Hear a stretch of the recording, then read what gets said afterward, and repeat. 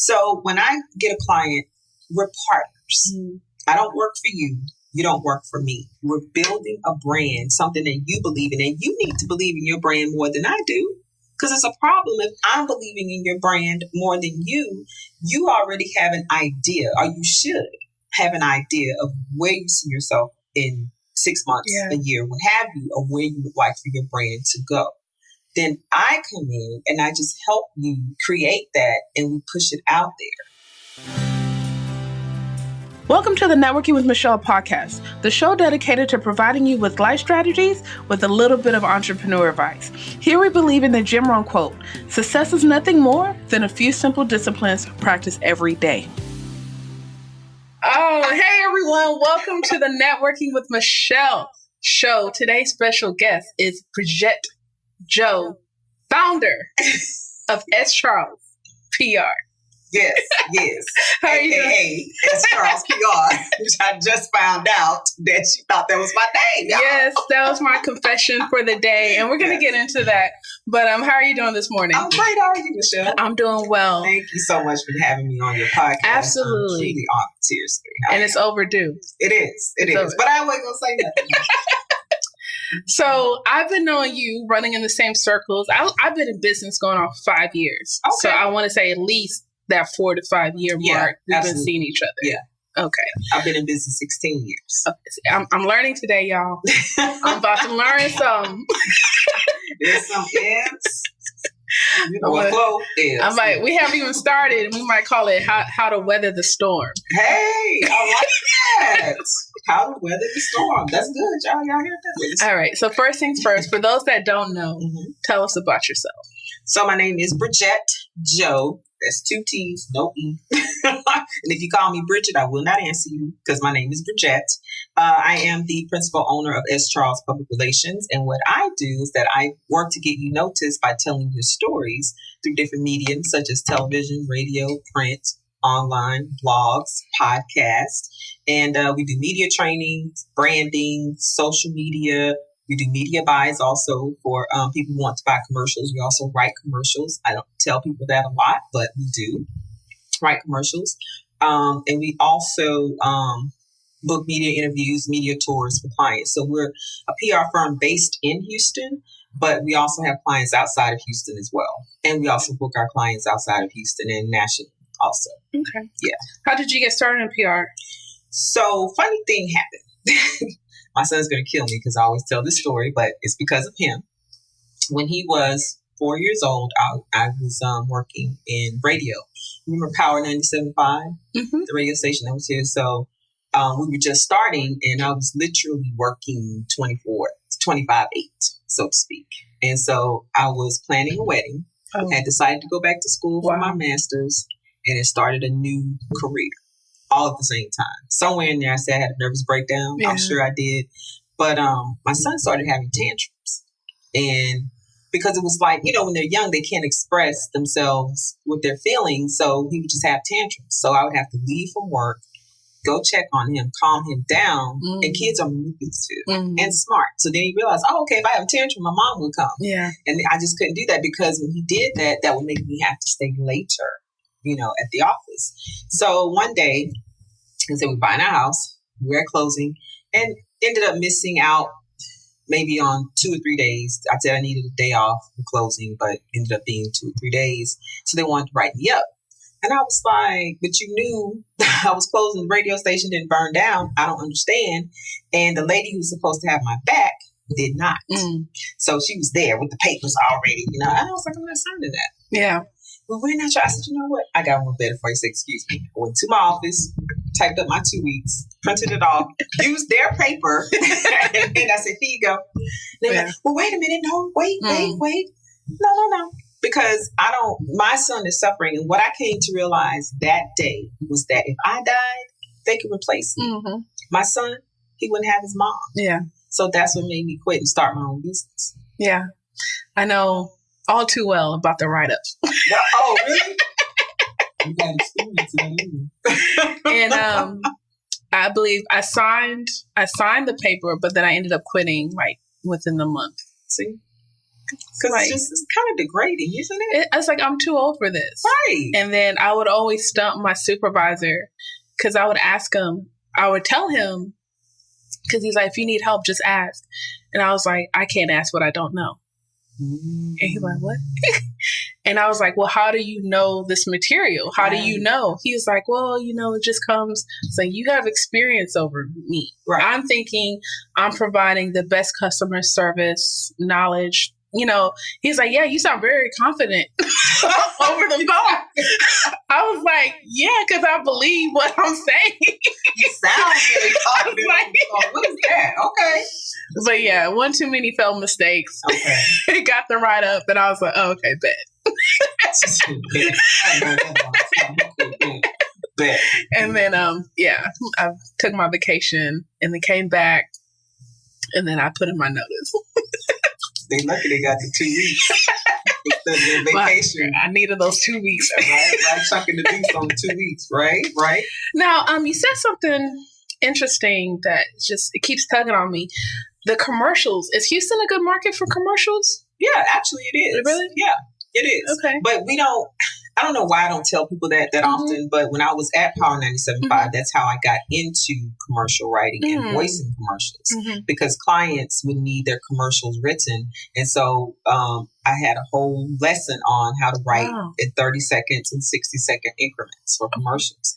Then a client was like, I like her voice. I want her to voice the commercial. I was like, wait a minute. And so then I voiced like probably 5 or 6 commercials while I was there as well. So it was cool. It was fun. I've been wanting to learn voiceovers since I've been doing podcasting for 3 years. So that's something that intrigues me. But yeah, we'll see. All right. So I don't want to say you felt forced, but you left your job. I didn't feel forced. I just felt like that was the right decision to make at the time. Now, when I got home, tell my husband, it was different. Yeah. But he still supported. Yeah, of course. So 16 years later. 16 years. Oh, God.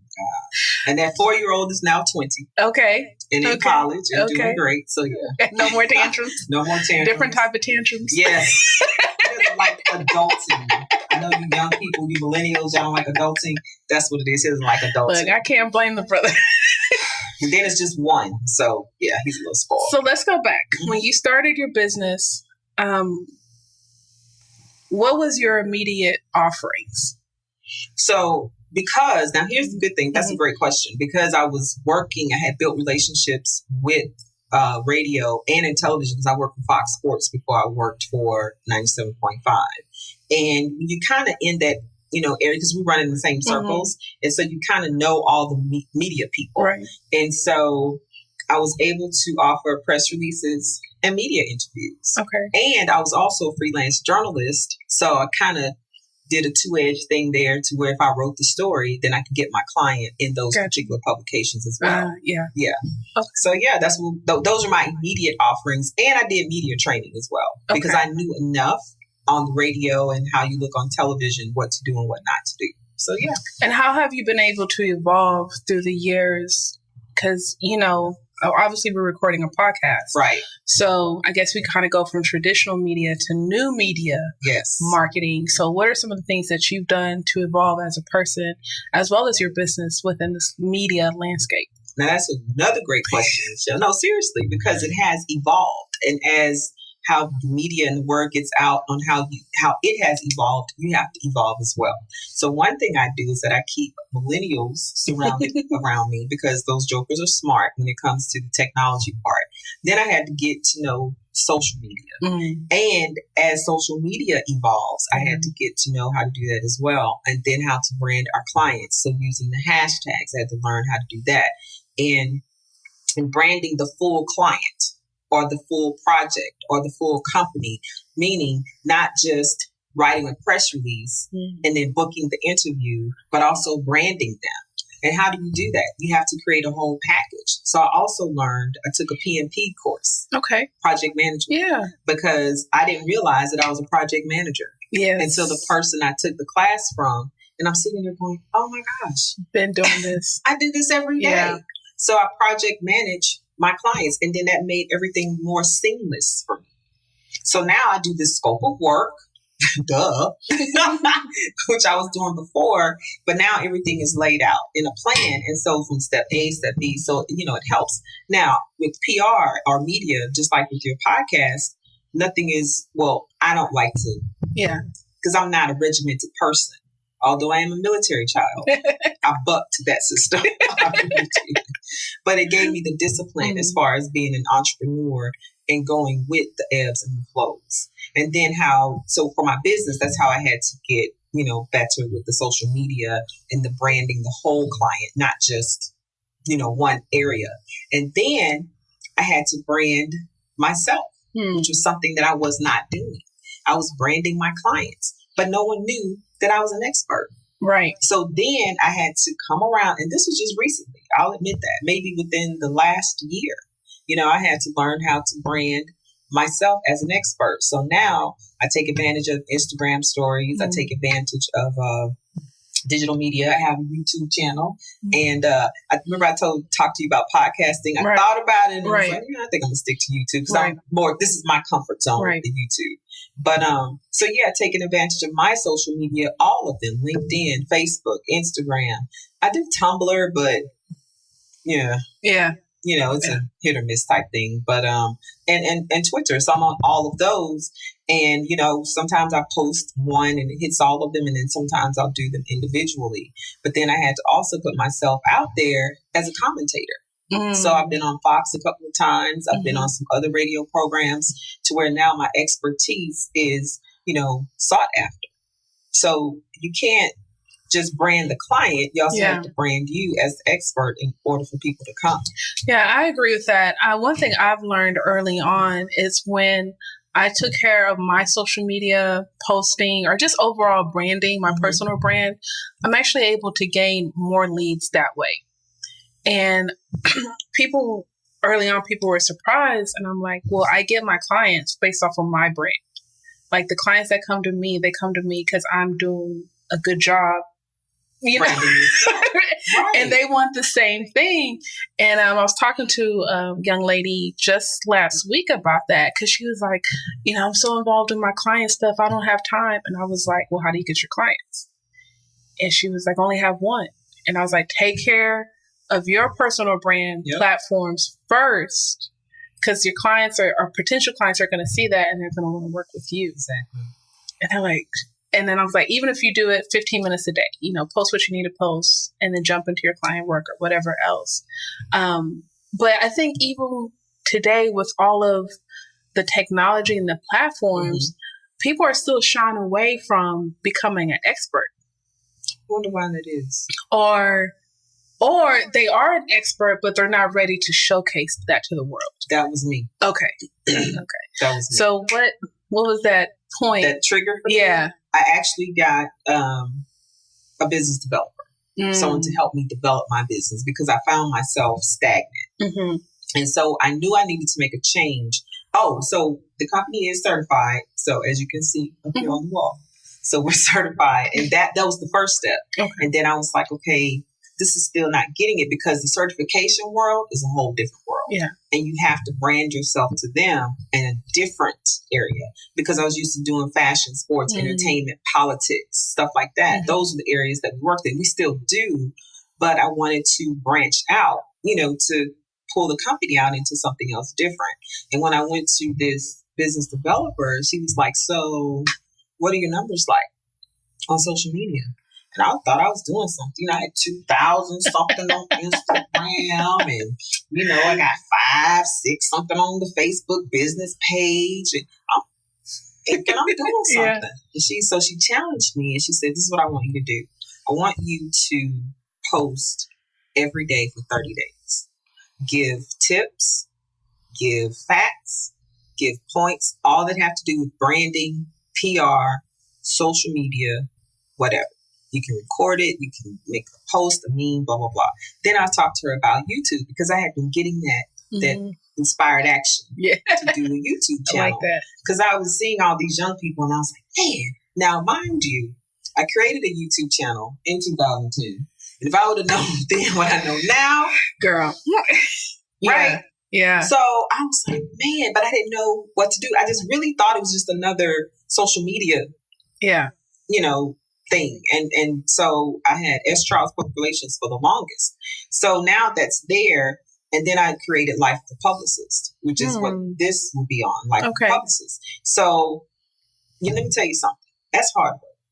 With podcasting, because you have to edit it and this, that, and the other. And so it's the same thing with video.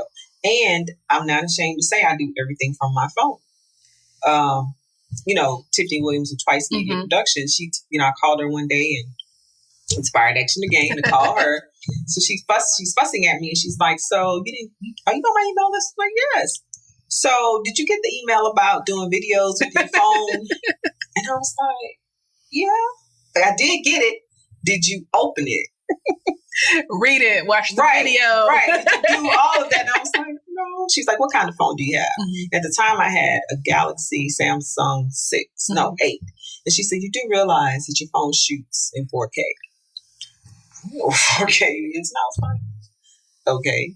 She was like, so 4K is like better than some of the cameras that we have out there. And I was like, are you serious? She said, yeah. So then, I did it, edited, taught myself.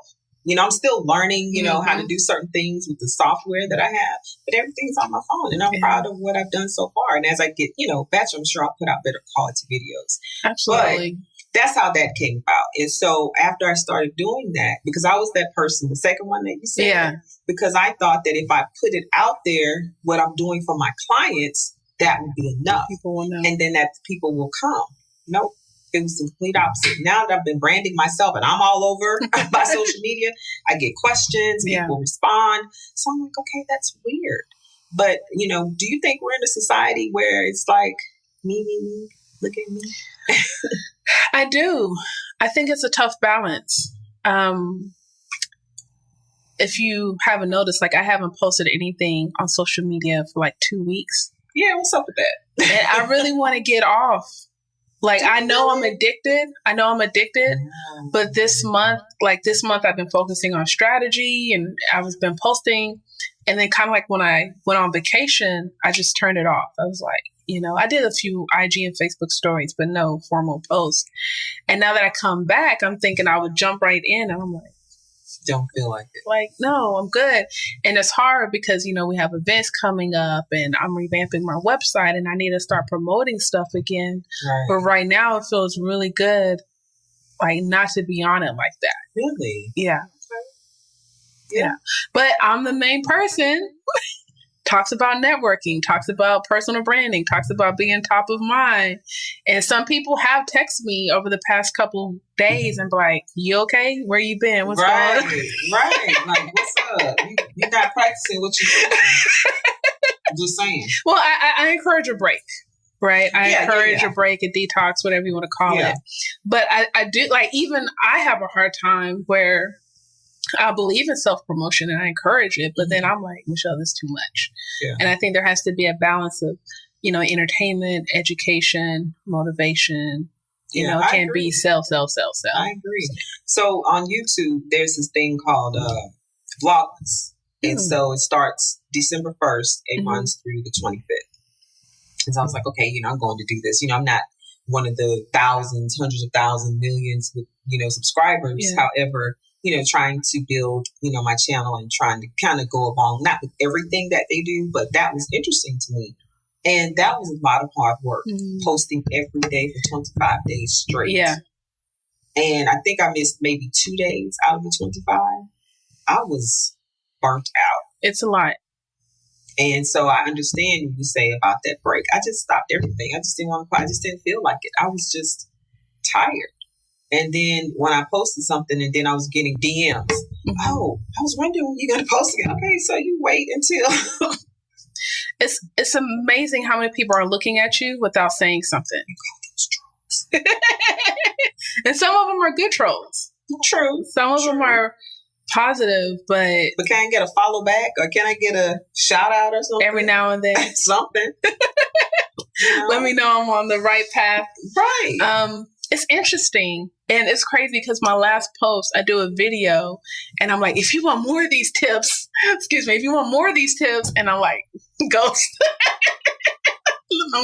Coach. That's how she did that bait and switch. That's what I call it. I'm working on the more. I'm working on. That's all I got for you. She ain't working on the more. That's bait and switch. But it's interesting. It's very. I think it's with anything in life, it's a good and bad, right? Yeah. Whether it's the laptop, the hammer, water, there's good and bad. It just depends on how you utilize it. So we'll see. I'll be back sometime. So June 30th. I'm just saying.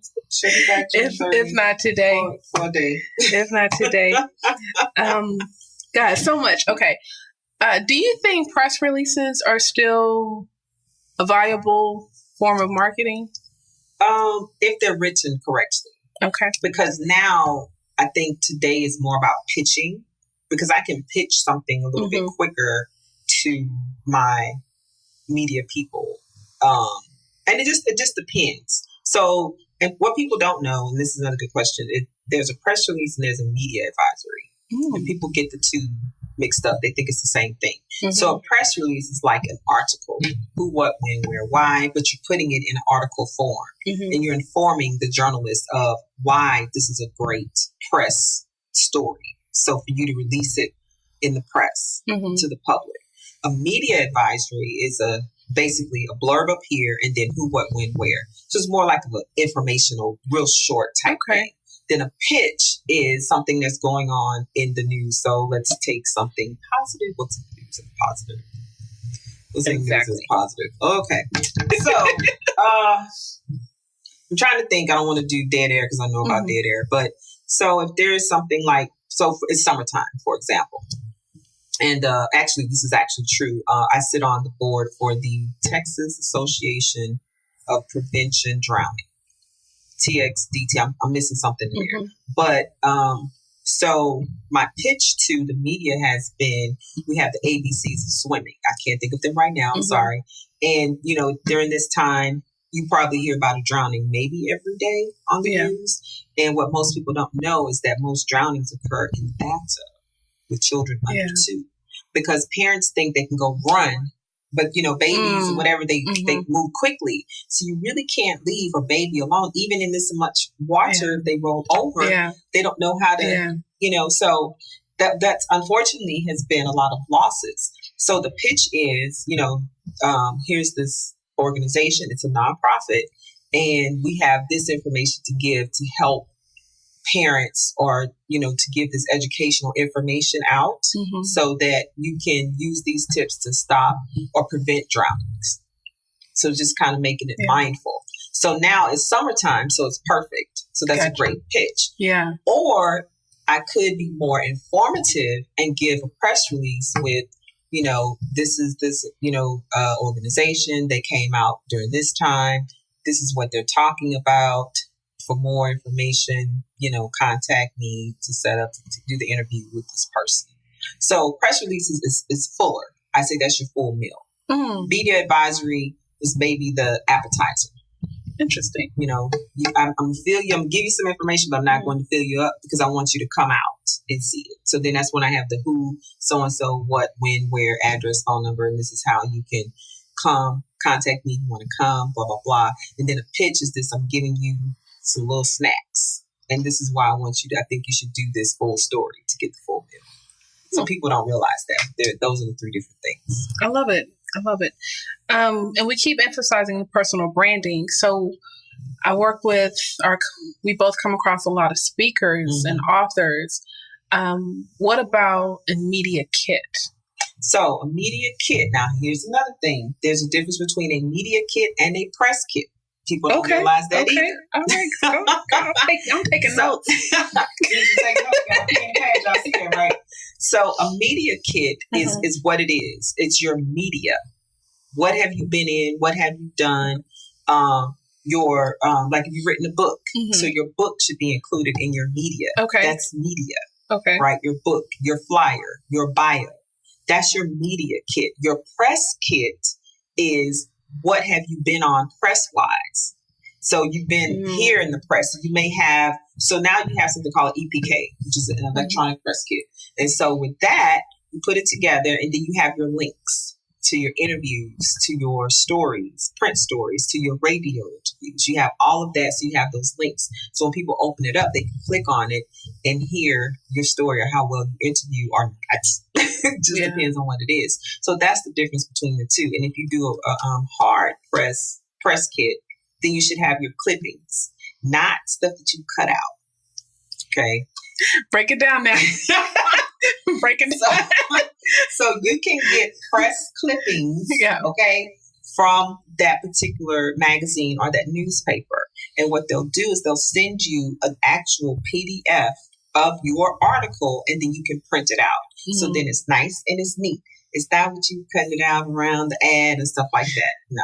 We're not in 1996 anymore. Okay. No. and with that, that's a good thing that you said that, because with that, that's why people have gone over to the EPK for the electronic press kit or the electronic media kit as well. But that's the difference. People always say, I need a media kit. Okay, right. You know what that is? Right. Well, yeah, no. Media, especially if you're an author. Mm-hmm. But even with you, if you did a media kit, your media would be your podcast. And when you've gone on speaking engagements. So, when you came, you spoke, and you recorded it. Yeah. Same thing. That's your media. My media is showing you this is what I do. Here's my media. And then your social media, what all your social media handles are. Then the press is when you're on Fox 26, ABC 13, the Today Show, let's just call it. Yeah. So when you're on those national platforms, that's your press kit. So there's a difference. And you probably need both, depending on where you're at and what you're doing. Absolutely. Because I have both. Okay. Yeah. So I have my media kit for the company has prices, clients we've worked with, what we do, and some past, pictures and photos so you can see the success of the events. And then my press kit is where I've been on, different press outlets, talking as an expert, come through like that. So that's my personal thing. Should you send both at the same time? I've never thought about that. That might be a good thing. I guess depending on the organization. And what you're needed for. Right. So like if you're a speaker, like for yourself, then I would send, your podcast. And then, I would show your press clippings as well. Yeah. And then you can just kind of combine them, if you want to put it all together. But I try to keep them separately. Yeah. That's just me, for the clients. But you can put them all together, and then you can decide if you want to call it your media kit or your press kit. But if you have your press clippings and your media in there, then I would just call it a media kit. Well, clearly, I just learned something from you, because I'm actually going brainstorming this, getting one of these now. Okay. One of these kits need to be updated. Right. Gotcha. But I am also struggling with how much information or how many pages my media/press kit needs to be. 2 to 3. 2 to 3 pages? Okay. At length 4. Okay. That's it. Because you don't want to send a dissertation. Right. You're not getting your PhD. You're just telling people who you are, what you do, and why they should have it. Speak or whatever. And then you have the speaker one sheet, which should be 1 page. 1 page. That's it. Okay. That is all. And if you can, when you're speaking, even if it's your cousin, sister, your mama, somebody should be your negotiator when you're speaking. As a speaker, you should never, ever, ever negotiate your own speaking. Because 9 times out of 10, people ask you to speak to someone that you know. Yes? And it gets weird real quick. It does. Doesn't it? So you hear you have this conversation. Oh my God. Hey, Michelle, I want you to come and speak. And then you're like, and then because you want to say, is this paid? I don't have a problem saying that. Okay. But when we get into the fee, the pricing though, it gets weird because they're like, that's the homie, and the homie's looking out. It's like, I didn't know you charged that much. Exactly. Oh, I didn't know you charged. Yeah. Mm-hmm. Yeah. So to keep friendships or associateships, whatever, intact, I always suggest that. And so I do that sometimes for people, and I call for them and I negotiate so they don't have to feel uncomfortable or be the bad guy. It's unfortunate that has to take place, but that's why it's also good to have your media kit, because you can put your pricing in there. Mm-hmm. So that way it's like, you know what? Let me send you my media kit.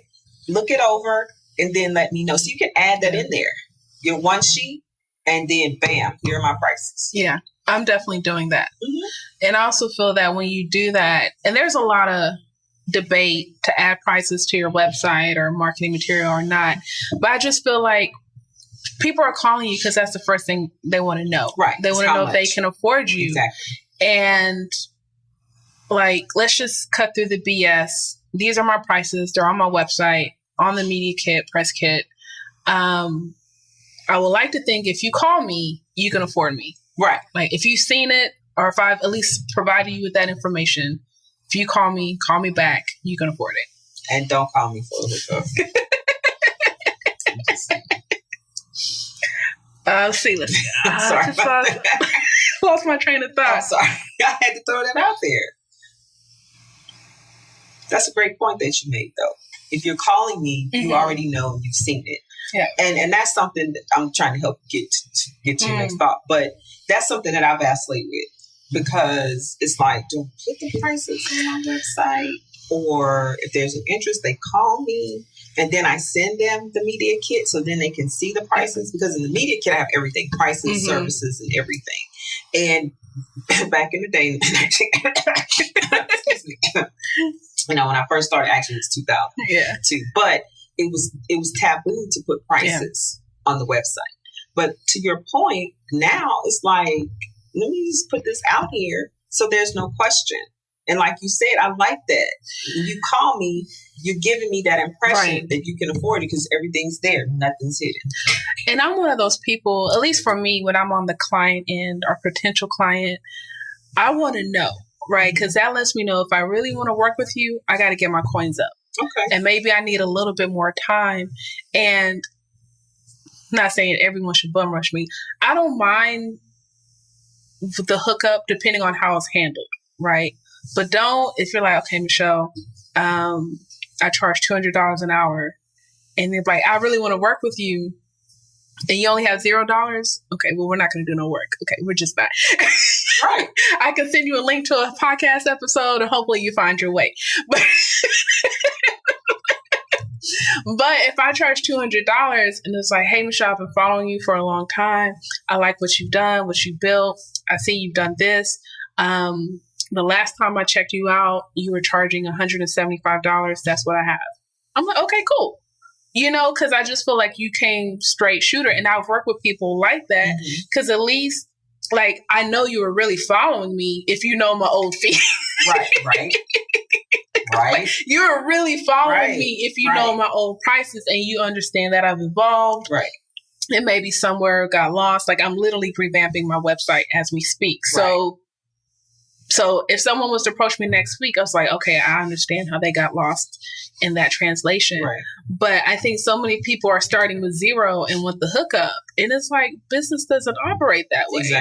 Exactly. Or now I do suggest, this country is built on trade. True. So if there's value in the trade, then absolutely. Yeah, absolutely. And sometimes I've had it to where each person has written a check for $1. Just $1. And it makes a difference because when you don't put a value on something, people won't value it. Exactly. People won't value it. And it's exchange of value. Exactly. So this is curious because I'm on this thing when I think people believe business, entrepreneurship is glamorous and everything. But I'm like, you got to do the work. You have to. And if you're not willing to do the work, I'm not the person for you. Exactly. Okay. You're right. So I find this interesting where you as a publicist, because I've done a little PR myself, but I feel like your position requires you to do a lot of initiation, phone calls, emails, research. Right. In order for you to get your client to do the interview, TV, radio, etc. So how does that play a hand when it comes to clients doing the work or not doing the work to further their brand? That's another great question. So before you become a client, I send out it's a questionnaire. I have 10 questions. And they're very short to the point, very straightforward. But that last question, which is question number 10, is there anything in your past that could, what would I say, affect your, your future or your branding or anything like that? Because you and I both know that when you start getting out there, all of a sudden, people come out the woodwork. I used to date her. Yeah. Right? Oh, that's my baby daddy. What? So then, you're in a bad position. And now, mind you, as I've been in business, as things have happened, that's how I've tweaked. Mm-hmm. So with that being said, I had that happen to me. So now that's why I add that question to number 10, and because people aren't honest. So when I get a client, we're partners. Mm-hmm. I don't work for you. You don't work for me. We're building a brand, something that you believe in, and you need to believe in your brand more than I do. Because it's a problem if I'm believing in your brand more than you. You already have an idea, or you should have an idea of where you see yourself in 6 months, a year, what have you, or where you would like for your brand to go. Then I come in and I just help you create that, and we push it out there. Because the way I think in my mind is, it's going to be totally different from yours. I don't ever discount your ideas. I build off of your ideas. And I don't ever want my clients to think that what they think or what they like to do is stupid or unattainable. It's always attainable, and it's not stupid. It may need to be tweaked in a certain way, or we may need to wait. Let's get here, then we can do that. Because sometimes we want to put the cart before the horse. So you have this client, and they want to be on Fox 26, but they've never done an interview before. Mm-hmm. They've never done that. Go ahead. Do you pitch to Fox 26?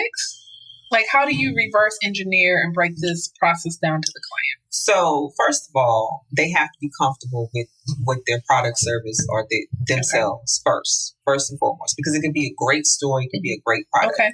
But if you can't deliver, then we need to find somebody within the company. Because just because you're the head of the company or it's yours, everyone can't speak well, or they like they're directing the plane of traffic. And so then that's when I'm like, you're not ready. Because like you said, you take care of your brand first. So S.Charles Public Relations comes first, regardless. And as long as I'm taking care of the company first, everyone else will be taken care of. So I'm not going to let you go on television. Yeah, because they're a reflection of you. Exactly. Mm-hmm. Just like your mom told you, you go out these streets, don't you act like that. The last name means something. Yeah, right? Absolutely. So don't mess up our name. I'll mess you up when you go. You know what I mean? So that's what I do. I don't put a client out there when they're not ready. I don't do that because it's bad, not just for S.Charles Public Relations, but it's bad for them. And then the media, they'll be looking at me like, okay, you never brought us anybody like this, because I've already built a reputation and I want to keep that reputation. So when my clients come on, they know that they're going to be prepared. And so if they're not ready, I get them ready, or I suggest that they find somebody else that they trust who can do it. But for the most part, I really try to get the client ready because it's their baby and no one's going to take care of your baby like you. So that's why I do the media training. And like this setup right here, we'll sit here, we'll do a mock interview, and I'll say, okay, what do you think you did wrong? Because people get nervous. And one of the tips I give, and this is for y'all, is like we're sitting here, we're good friends. So I'm just talking to you like you're my friend. Don't look at the camera. Because the camera, cameras move by themselves. Mm-hmm. And that would distract anybody. You're talking and the camera's like, don't move, So I try to prepare the client. I do everything from how to sit, how to speak, where to put your hands. Ladies, how to sit. Yeah. Don't cross your legs. That ain't cute. You cross at the ankles. You see somebody with a short dress on, they cross their leg and all you woohoo. Yeah. It's out. Nobody wants to see that. You don't wear all this jewelry, clank, clank, clank. Yeah. Nobody can hear you. And there's a difference from television and radio. Right. It's totally different training that I do.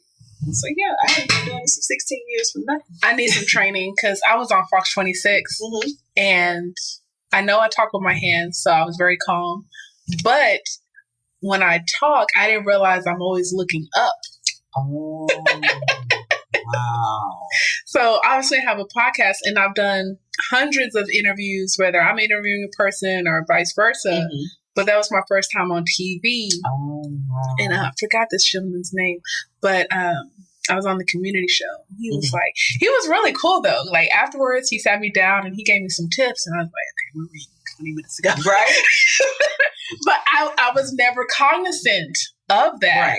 Right. So media training, even though I haven't experienced it yet, it's definitely necessary if you're going to do some type of major promotion with a product or service that you're offering. And another thing, this is what I learned in journalism. So with being a freelance writer. So I used to write for the leading Black newspaper here in Houston. And that particular publisher was like, when you interview people, you have to make them sound as intelligent as they think they sound. And I was like, what are you talking about? I wrote the full story out and had them in there. And she was like, okay, for example, this sentence right here. And I said, but that's what they said. Directly. And I was like, I thought we couldn't change the quote, put words in my mouth. She said, no, you have to make them sound as intelligent as they think they are. Yeah. And I was like, oh. Yeah. And so it was so funny because when the article came out, the gentleman was like, oh, yes, damn, you got great interview. Yeah, you made me look good. And I was like, you have no idea. How much work? Clean up. Yeah, because you have to transcribe the interview. And I wrote it exactly how I said, but that's what he said. Yeah. But same thing with when you're on television. It's a telltale. From what you wear to what you say to you moving your hands all around. Because I speak with my hands as well. But when I'm doing an interview, hands are here and I'm looking and I'm thinking about the next thing I have to say, but not rehearsed. So that's why I have to get clients used to, because it's a lot.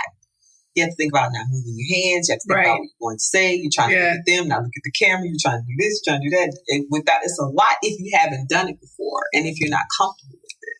And it was so funny. I was on Fox in February and I posted the interview and people were like, oh my gosh, you did such a great job. You're so poised. You did this. You never said, and I was kind of like, I kind of teach that. So that would make me look bad if I, you know what I mean? But even though I do teach that, I'm still in my head, I was nervous. Yeah. But I use my nerves to my advantage, So even though I am an expert at this, I still get nervous. And that's why I had to, and I was like, keep your hands still. And I'm talking to myself, keep your hands still, cross your ankles.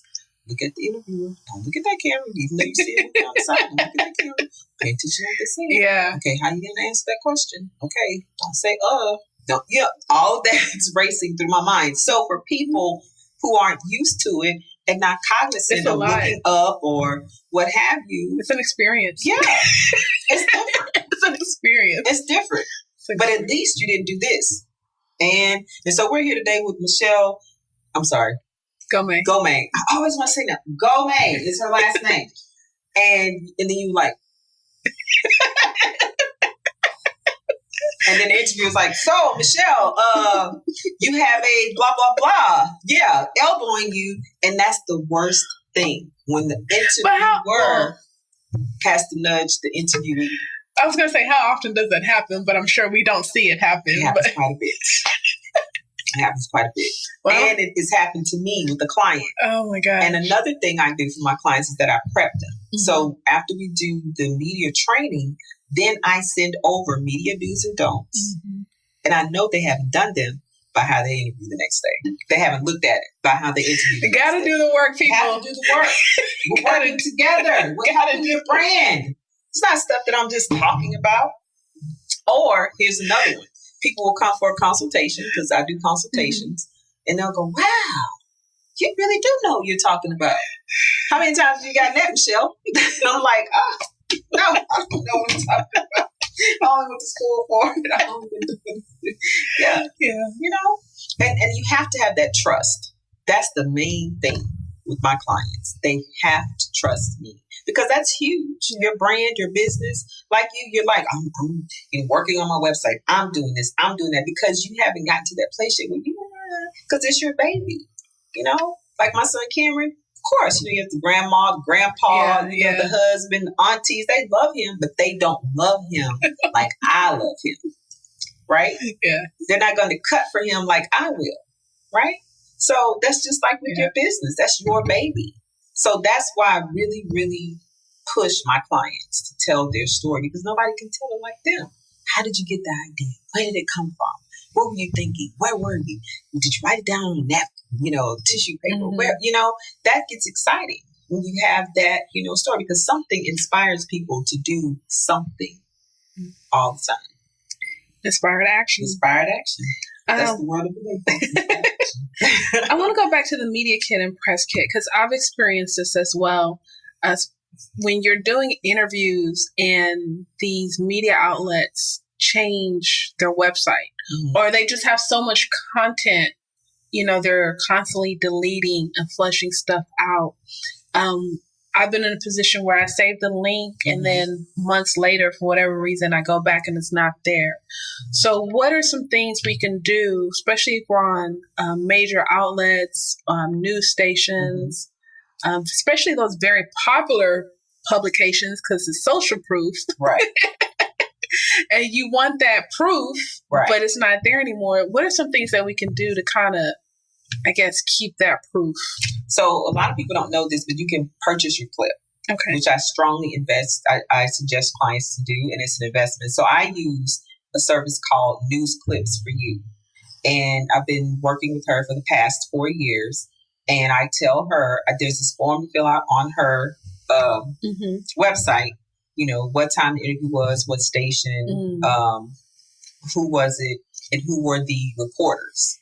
You pull all that out. And so what they do is they record all the news shows from 2/11/26 here. And if you have a national one, she can get that for you as well, because she works with affiliates to get the national clips. So then they get your clip from the beginning of your clip to the end of your clip. And then she sends you the link, download it. Now it's yours. So she sends it in an MP3 format. Wow. And then it's yours forever. Because, yes, their websites get, overloaded or what have you, and they have to go and clean it out to make room for other things, and they'll take it off. She's a smart woman. Do you contact her before, or can she go back? Yeah. Okay. So if I had, I was representing a certain client, and they would call me like the day before, usually the day before, and I would let her know that evening. And because we just have that rapport now. Yeah. However, if it's that day, she can still pull it. Right. And I mean, I guess it's easier because you can pull it yourself. No, I don't have the equipment to pull it.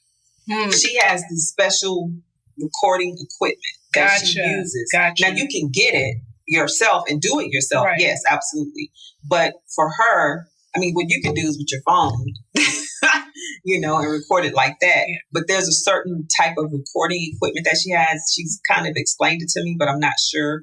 But you tell her what time the news interview started, and she'll hit it right there, and she'll cut it off right when your interview cuts off. Well, not right when it cuts off, but but it's yours. And then she sends it to you, your clip, in an MP3, and then you download it to whatever you want to do, to your computer, to your phone, what have you. And you have 14 days to download it before it goes away. Yeah. And it's a great investment. It's not costly, because I've looked at some other ones. She has the best rate. And it's not because she's working with me. That's her rate. I think that's important, because I guess this is even a better question, just talking about how PR leads to social proof and credibility, which is great. And I think people know that. That's why they seek it. But then when you lose or don't have access to that material, it's like, what do I do? Yeah. And you're right. And so that's why when I was on Fox those 2 times, I immediately called her and was like, hey, I need this clip. Right. I was on this show. And it does not matter if you're on whatever show, whatever time. You just let her know all of that, and then she sends it to you in an email. Everything's done over email. But because I've been working with her for a while, I'll call her, or I will text her and I'll say, hey, so-and-so is going to be on, or I was on from this time to this time, just to give her a heads up. Right. And then she'll set it up, like if she has something else to do, and then it automatically records. But even still, they're recording the entire time. And whatever time you were on, whatever station, they'll pull it. They'll find it. Do you think people have gotten cheap because of social media? Yep, I do. I mean, let's just be honest. Social media works. if it's done right. See, what people don't realize is there's a strategy to using social media. There's a strategy to using everything. And don't get me wrong, like you said, you know, posting and now you're giving yourself a break. You get burnt out. You really do. So if I have a client and they're already kind of social media savvy, and I tell them, continue to do what you were doing. We're going to add value to your social media because I don't post the same way you post. Mm-hmm. You post to brand, you know, whatever. But when I post, I'm going to use all different kinds of hashtags so people can find the people. Oh, wow, I didn't even think about that. Wow. Yeah, because that's not your mindset. Your mindset is you're thinking about the business. I'm thinking about how to brand you to the public so the public can relate to you or your brand of your business, i.e. public relations. You like what I did? How important is momentum when it comes to PR as well as business as a whole? It's very important because like you said, you've been off for 2 weeks. People are kind of like, where you at? You know, so the momentum is very important. You can start small, like say I post Monday, Wednesday, Friday. Then people are used to it. So they know on Mondays to expect to post Wednesdays, Fridays. Same thing with YouTube. Whenever you post your program, they're used to you posting at a certain time. So now I don't have to go look for it. I just go because I know she's going to have that post. It's going to be at this time on this day. She's consistent. And then as you build, then it may grow. Then you may get to the point where you can pull in some people. So now it's like, oh yeah, now we can really get the momentum going because now it's not all on you. So now you have somebody to kind of do something on the Instagram, to do something on the Facebook, to do something on the Twitter, to do something on the podcast. And the podcast is all you, but you're letting them, you're kind of like the overseer. You know, I don't want to use overseer. You're the manager. Project manager. The project manager. Forgive me, I did not like that word. But you're project managing all of the arms, all of the facets so that momentum can continue and you can see that growth on your podcast, on your social media outlets, and on your branding. Because how you'll know is by people calling and saying, hey, I saw you on da-da-da-da, or I saw this post. Can you come and speak about such and such a thing? Or this is our budget, or you understand what I mean? So then that's when you know, oh, this is working. And you also know it's working by your followers as well. And I would like to say people sleep on LinkedIn. Don't sleep on LinkedIn. Nah, I'm actually finishing up my LinkedIn course this week. Because I've received a lot of opportunities through LinkedIn, from media interviews, getting guests on my shows, speaking engagements, things of that nature. And guests that you didn't even have to go look at. Correct. But you probably thought about it. Correct. But because of how you've been exposing yourself on social media, but see, it's all strategy and it's all momentum. It all works together with the PR as well. People think that they can just do, which you go back to your question about being cheap. Oh, I'll just do social media and that'll get me blah, blah, blah. And sometimes it does work. Don't get me wrong. Because of social media and YouTube, the instant fame, what have you. But once it's done, how do you maintain that momentum? Right. And that's where your publicist or your manager or whatever comes in. So you just want instant fame? Of course, 15 seconds, right? Yeah, then do that. But if you want to build upon that, now you have to show something else. Okay, you did that. They got you out there. So now what are you going to do to keep that ride, to keep that momentum going? Just like with celebrities. That's why they're always doing stuff. Mm-hmm. Good, bad, or indifferent. You know, and they say, oh, all media is, but no, all media is good media. It's how you spin it. Especially now. Especially now. Which is, you know, good or bad in itself. So I guess with that being said, how do we determine when we need a publicist, how long to keep that publicist? Because a lot of people, at least I'll say on this level, non-celebrity, but, oh, I have a new book, you know, and I need to promote my book for 2 weeks. If your budget is a 2-week budget, then that's how long you have it. No, but that's a really good question, though, because you really need to sit down and think about that. So most of the time when I get people, they've already done everything. They're social media savvy. They've done this, and now they're starting to get momentum from what they've been doing, and it's too much. So then they're like, okay, I've done this. I want to concentrate more on this, whether it's a book or, whatever it is. Now they want to concentrate more on the business piece and not work in it. They want to work on it. Right. So then, and, it's growing. So their budget has allowed them to be able to hire, someone else for some help. So 9 times out of 10, that's when you should look at, okay, well, I've done everything I can do and I know I can go a little bit farther, but I don't know what to do now. I'm kind of doing the same old thing, just worked at first. Now it's not working. Now I need somebody else to come in here and help me, because new eyes see things differently. Always, always, always. Because when you're looking at something all day, you miss stuff. And then someone else looks at it, oh, wow, did you see this? It's like, oh, okay. So that's when you should look at hiring a publicist. And be true. To thine own self, be true. Be very, very honest with yourself. I only have 2 weeks worth of funds that I can afford. I think one reason why people are so discouraged from marketing, advertising, and PR is because there's no guaranteed ROI, right? True. And I would always tell people, and I believe in value-based pricing, but it's very hard because if I'm your publicist, like I'm emailing these people, but if they don't want you, they don't buy into your story. So how do you work with that client when it comes to that? When I want to say I'm assuming most people, when they come to you, they want guaranteed results. Mm-hmm. They want guaranteed interviews. I want you to answer 2 questions. Okay. 1, why is PR not guaranteed? Mm-hmm. If that makes sense. Mm-hmm.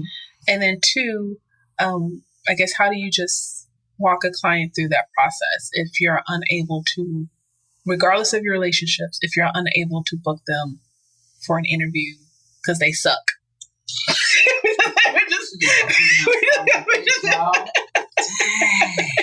Don't use the word suck, Michelle.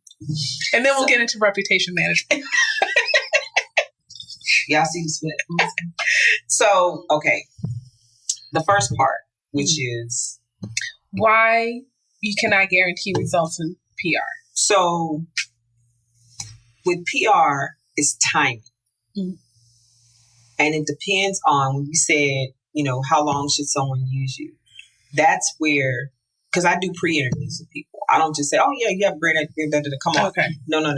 I'm very selective. Now, when I first started, because you got to eat. You're right. I took everything. Some stuff I shouldn't have taken, but I took it. Trust me, I know. Yeah. But now that I'm, older, been in the business longer, and I'm more savvy about it, and I know what to ask people to get into their head. So you need to be clear that, and I let them know, Rome wasn't built in a day. This is going to take time. And public relations, like I said, it's the whole package. It's how the public relates to you, your brand, your product, or your service. So while we are waiting for that interview, we're still doing your social media. We're still creating speaking engagements. So what I do that's different, and I don't know, but I look at what you're doing and see how it relates to what's going on in the news media. Mm-hmm. The very first thing I do is to see if whatever you're coming to me with is newsworthy. And if it's not, how can I spin it or make it newsworthy? Because you've seen stuff, Michelle, that you're kind of like, okay, they're talking about that. Why is this news? But whoever pitched to them, it was really timing. Good. Yeah. They got it on point, and it was like, wow, I never looked at it like that. Should women still wear pantyhose in the summertime? 3 reasons not to. 3 reasons that you should. Yeah. And then you're like, what? Oh, okay. Does the tummy control still, anything? And I'm just, y'all being funny, but I'm throwing stuff out and they were like, oh, it must be a slow news day. Exactly. You say that. Exactly. You're like, oh, it must be a slow news day. No, that publicist was just that darn good because she made you believe that this is a news story. People are concerned about this. And how do you do that? 5 reasons why. 3 tips for. That's what gets their attention. Yeah. And then when you word it, and it's like, oh, okay, that is a news story without selling, because sometimes you just got to buy advertising. I'm sorry. Yeah. But if I can put in what you're selling and spin it, I hate using the word spin, but that's what it is. That's what we do.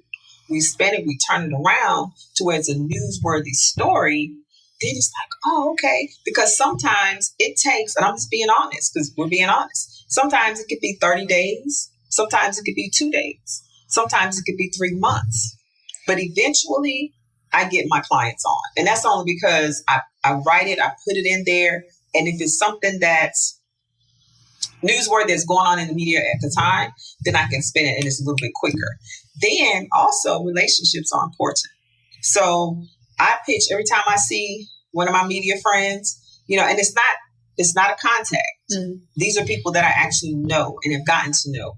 I know their kids. Mm-hmm. I know their husbands, their age. Someone just had a baby and I'm like, oh, how's your baby? They should be about 5 months. Oh my goodness. Yes. Thank you for asking. That goes a long way with them. And then when I say, oh, by the way, if you guys are looking for da-da-da-da, I have this great client, that's da-da-da.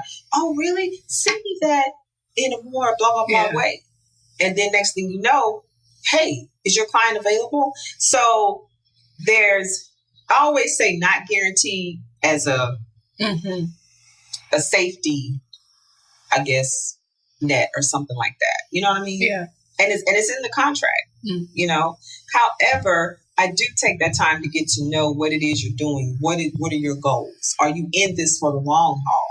Is it because it is an investment and you will get a return? That's just like working out.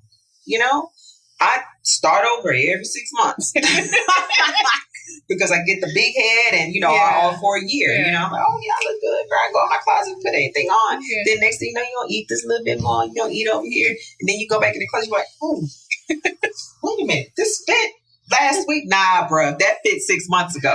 You're lying to yourself. You're lying. Yeah. And so just with consistency, persistence and consistency. So the second part today was right. So how do you talk to the person because they're just not good? And when I say that, the story sounds compelling on paper. Mm-hmm. You pitch them, you have that relationship. They get booked. The interview comes. Deer in the headlights. The host is nudging them, which I guess, one, they're not interviewing well, right? Even through all of your training, they're not interviewing well. And then two, possibly they lose momentum. Mm-hmm. So what do you tell your clients? And have you ever dropped a client? Okay. I have dropped a client. Now, let me just say that I can honestly and happily say I've never had that happen. Okay. Because I am so with that media training.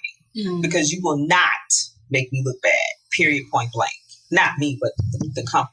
You will not make the company look bad. I don't want you to look bad. If you're nervous, we're going to pull somebody else. Yeah. Or I've done interviews for the client. Wow. Okay. Because they couldn't do it, or it was a time constraint, or because I get to know your brand, your product just as well, or your event just as well as you do, so I can speak on your behalf.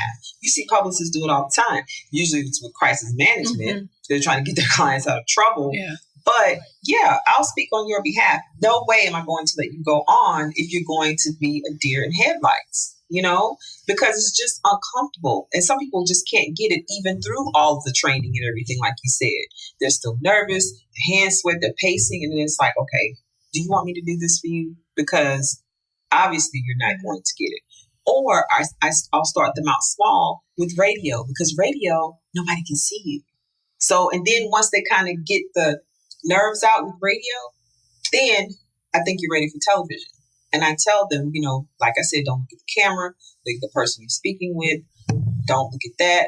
Just you have a conversation with an old friend. That's all you need to do. Some people get it. Some don't. Like you said, they're still like a deer in headlights. And there has been a client that they said they had it and they got on TV. First of all, they came to the studio in a pasted shirts, which, that's a no-no. On television, mm-hmm. That's a no-no. Yeah. I'm not saying no names, but I was like, what the? So now it's coming across on camera and it's like, because now I'm looking at your shirt. I'm not really paying any attention to what you're talking about. And people don't realize how important as what you're wearing, reflects on when you're on television and what you're saying. Then they forgot everything that we talked about. So then the radio host or the television host was doing that. Yeah. So you're planning an event for the. Oh yeah. Yeah, we have an event on. He done went from the newsroom to the living room. I was so embarrassed. And then that's how I knew you didn't go over those media tips I sent you. Yeah. But yes, I have dropped a client. Yeah, for lying. That's where that number 10 question came in. Because right when you're getting ready to do the interview, they say, oh, I can't go on. Why not? Because if so-and-so sees that I'm doing this interview, then they're going to do that. I'm like, are you freaking kidding me? Coming from them coins. Yes. Child support payments. How did you know? That's exactly what you doing better than what you said you were doing. I was like, what are you talking about? The next day, we got through it because we were at this huge event, a huge radio station. And I had to run to the, host. Okay, so-and-so's going to do it, blah, blah, blah, blah. I haven't said his name. No, I haven't said his name. Okay, great. Such as going to, still same company, such as going to do it. I had to give her media training on the spot. Johnny on the spot. 5 minutes. But she nailed it. She got it. She nailed it. And she's like, ooh, okay. That Monday, you're dropped. Wait, what? Because you lied. And you put me in a very bad position. And I don't like being in that position because now it's drama. And I don't want to deal with that. She roll up here. I don't want to be a part of that. Oh, my gosh. So, yes, I have dropped clients. Yeah. Oh, man. I want to wrap up. Okay. But what's missing? What do you feel like? What's the one question that I'm not asking but people need to know? Ugh. Business, media. So before you hire a publicist or you hear people say you need a publicist, you need to know a couple of things. One thing you need to know is that, like I said, Rome wasn't built in a day. If I put you on one interview, you're not going to be a household name the next day. You're just not. People think that once they hire a publicist, I'm about to baby. Oh, yeah. Sign autographs. We'll be a household name tomorrow. No. And I always tell people, I use Steve Harvey as an example. Steve Harvey has been in the game for a minute. Steve Harvey is just now becoming popular as the Steve Harvey as people know him today. I remember seeing Steve Harvey on comedy with Russell Simmons. Oh, Def Comedy Jam? Def Comedy Jam. Oh, okay. And he was doing the eye joke. With hitting an eye in his eye doing it. So that was back then. That was... Ooh, 90s. Yeah. I remember watching the show. I don't remember him, but yeah. Yeah, but that's where he got his start. Because before then, he was, driving his car, like he said. That was a good platform. Exactly. Yeah.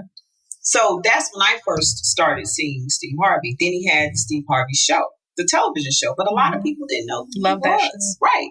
Then he got his radio show, which is nationally syndicated. Then he did Kings of Comedy. Now he's on this huge platform. But I think it's because of Family Feud.